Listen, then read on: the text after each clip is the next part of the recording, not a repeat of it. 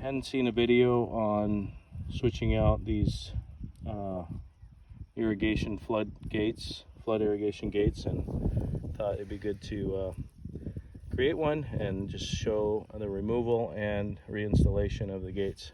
So here we go. Screwdriver for removing. Kind of get under the clip, pull it out a little bit, and then you could hold the back part while you pull the rest of it out. You got to be careful not to drop it inside the pipe, which I might do here.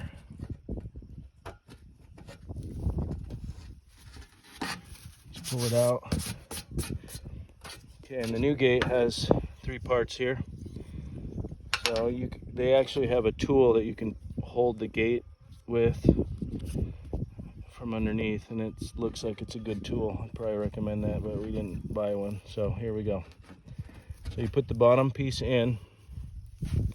I can hold it with my finger. I want to keep it as far to the left as I can when I put the top on. And then it's kind of unintuitive here, but you want to kind of go straight in and push it in clips like that.